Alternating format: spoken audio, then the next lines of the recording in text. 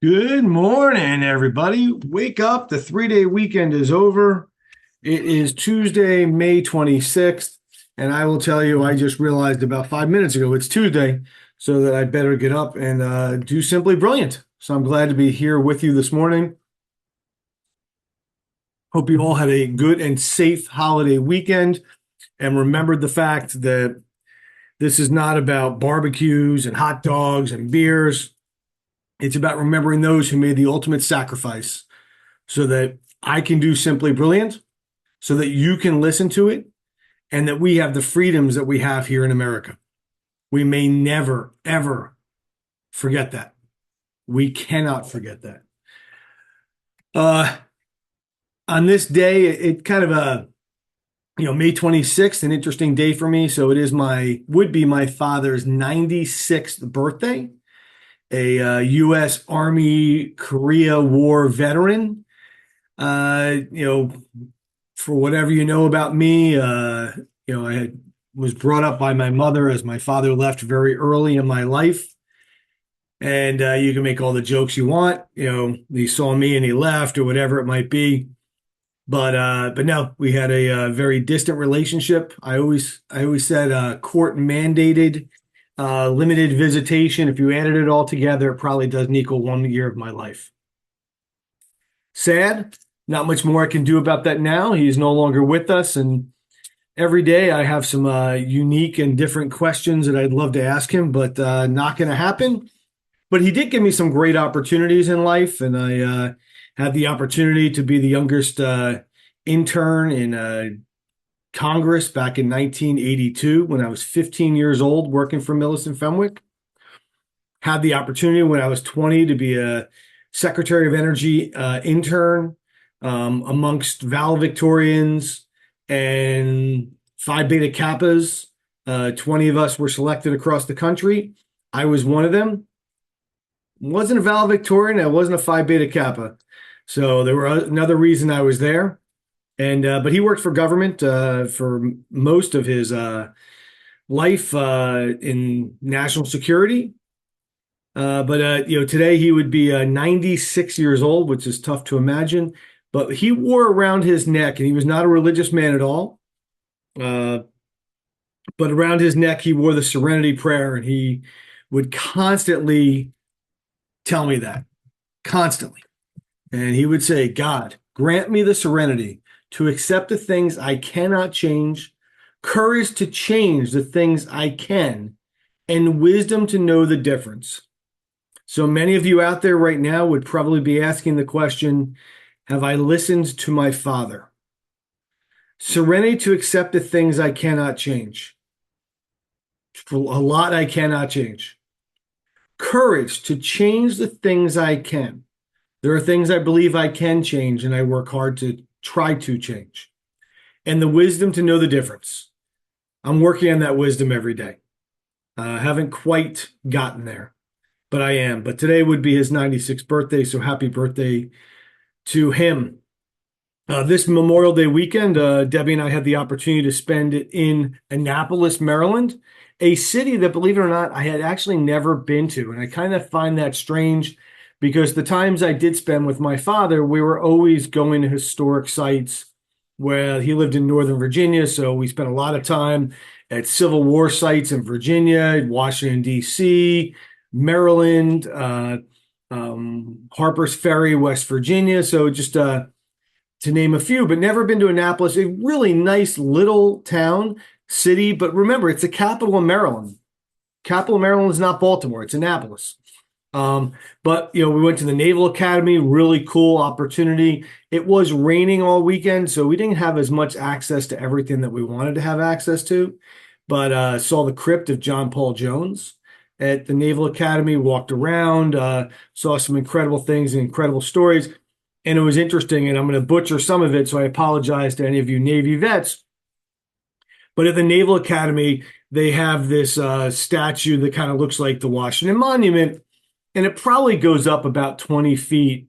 And when a plebe, a first year, goes to a second year, what they have to do is they grease this pole, and they have to climb to the top of it, and they make a pyramid. All of this, the cadets, the first year cadets, make a pyramid, and they stack each other, and they work their way all the way up to the top of this pole. And on the top is the hat for second year. So the plebes wear that regular plain Navy hat that we probably put on all our kids when they were infants. That's what the first years wear, and then they go on to second year and they get a real naval hat. And I'm not a Navy person, so I apologize if I'm butchering some of the names. But the interesting part was, so we learned about that. We saw how they did it. We were one day past them doing it. And then when I watched the news that night, I'm watching as the person who was on top of the pyramid and grabbed the hat was Mikey Sherrill's son. So Governor Sherrill's son, who has now just finished his first year at the Naval Academy, it was pretty funny. He was the one who was on top. And so just kind of an interesting story. But, great. A lot of crabs, a lot of beer, and a lot of history. Learned a lot about, slavery coming into Annapolis. Learned a lot about that Annapolis was the first capital of the United States for about 1 year. Also, where George Washington resigned as commander-in-chief of the Continental Army, and before he became president. So a lot of interesting history. Saw the State House, saw some other buildings, did a lot of shopping, and a lot of eating and a lot of walking. So if you haven't had the chance to go to Annapolis, it was about a little over 2.5 hours away. Hit some rain on the way there. Took us about 3 hours. But a beautiful, easy walking city. Highly recommend it as a capital city in this country I had not seen. I come home to, the dogs are in the hotel. Can't say kennel. And so we have some home projects going. So today the roofers come. I'm waiting for them to show up. But we had squatters when we came home. We have these 2 doves that are living on our back deck. And when I say living, feathers everywhere. And the amount of bird crap that I cleaned off the back deck yesterday was amazing. And they're hiding underneath a lounge chair. And when I walk towards the lounge chair, they walk out. So I think they're the babies, and the mother kind of got away. Who knows what happened in the backyard over the weekend, but appears there was a lot of fighting going on. And, these birds are still hanging out. The roofers today, we'll see how much longer they are. And so a lot of rushing today and a lot of things I need to do in a normal day of Phil Brilliant's life. And then I end my day. So I have an MUA meeting at 4:30. Hopefully get out of there by around 6, because meetings are a little longer than 30 minutes. And I know sometimes you can look online and you can see the times, but that's the time on the record. We do some work before and after, and I count my time based upon, not based upon minutes, but based upon efforts and based upon completion of work. And I think that's what's the most important. So MUA meeting today, and then I'll shoot straight up the Parkway into New York City because my daughter, Louise, she needs her air conditioning unit installed in the window because it's been a few hot days last week and 2 weeks ago, and she's tired of being hot. So I'll put the air conditioning unit in and then get home. I'll probably get home somewhere around midnight tonight and start over again tomorrow. So a busy day here for me. So a couple things I want to cover, however, that today starts early elections for the primary election in New Jersey. And that's all throughout New Jersey. And I have my handy dandy ballot here, which you're not going to be able to see, but what's on the ballot, and it's still very interesting to me to look at the new ballot, because we have Democrat and Republican. It used to just be the Republicans got the Republican, the Democrats got the Democrat, but now we have everything because there's no party line. And as I look at it, so federal office, we have the U.S. Senate. On the Democratic side, we have incumbent Cory Booker.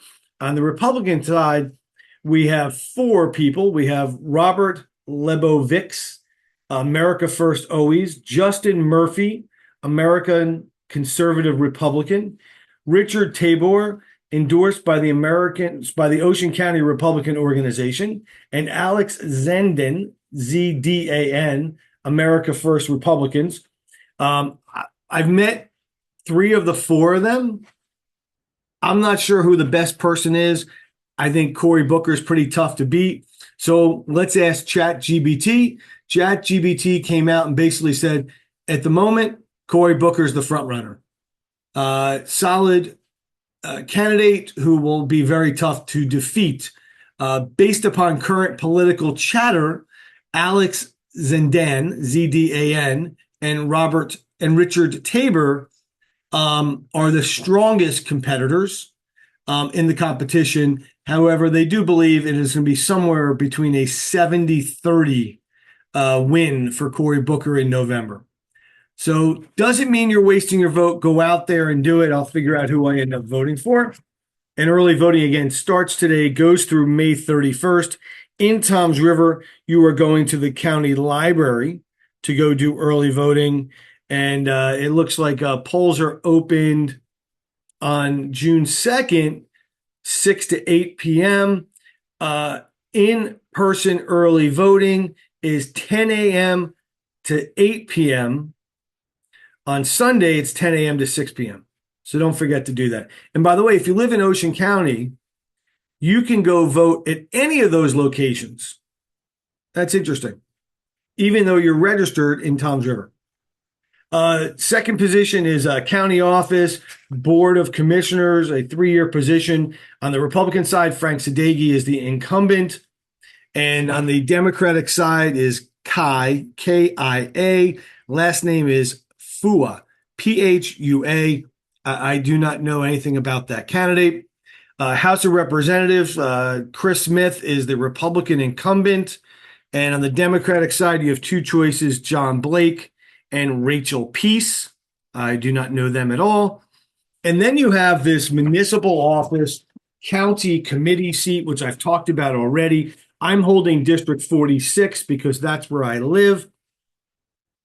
And there are 3 people, including myself. I'm due 2D on the 3. If you get the opportunity, live in District 46, I would appreciate your vote. And I'll do what I can do in the next 4 years to represent you as a county committeeman. I've talked about this before. That is the person in the county committee. You elect the county chairperson, whether it's Democrat or Republican in your party. And also, if somebody were to vacate a seat on the Toms River Council, you would then have the opportunity to vote to put somebody, 3 people to be exact, up to the council for them to choose. This happened back in 2024 when then Councilman Daniel Roderick stepped down.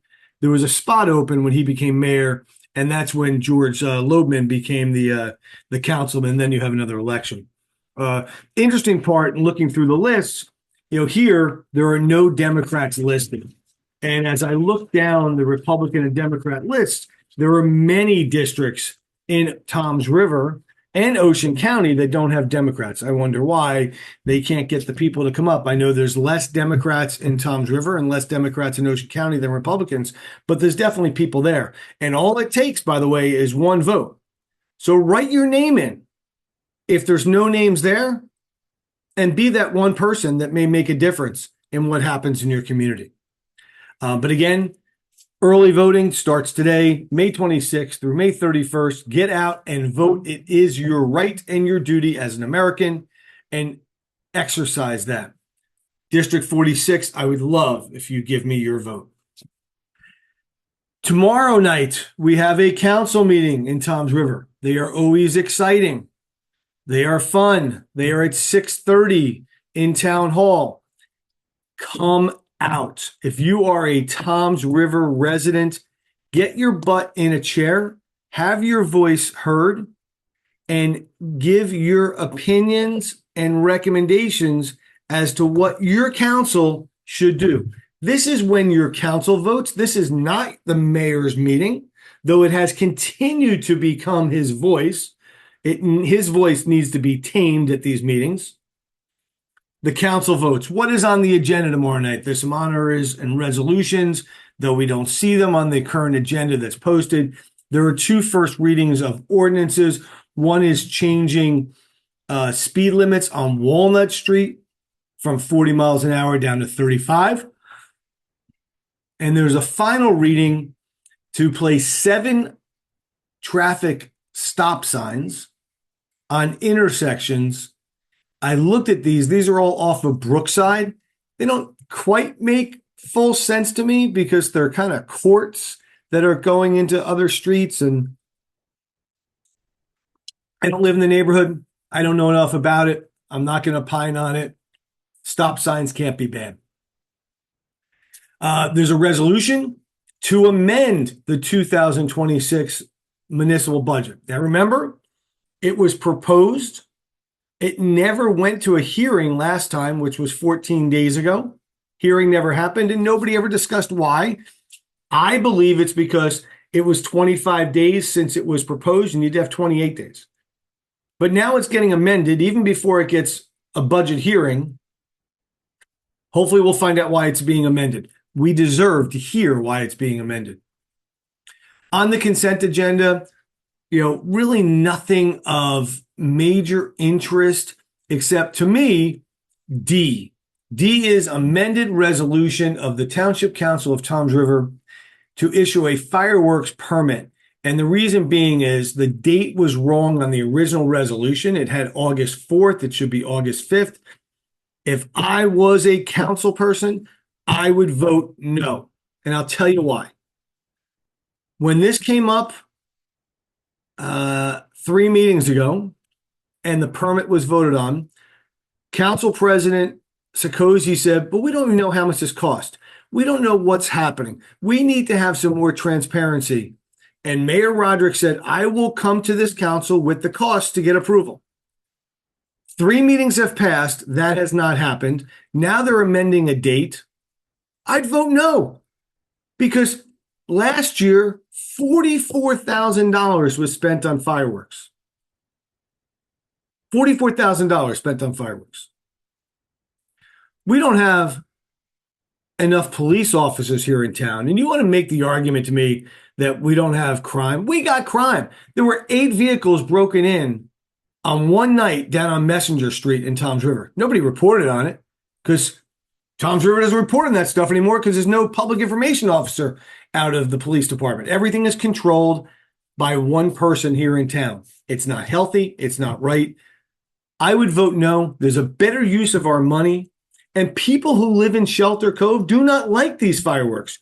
You have dry timber out there, the noise for the people and the dogs, the traffic. There's 1 lane in, 1 lane out of an evacuation route, and that's where you're doing fireworks. I won't even get into the concerts, that most of the people who attend the concerts are people who don't even live in Toms River. When we were doing the petition to recall Daniel Roderick last year, we went to those fireworks. Okay, we went to the concerts.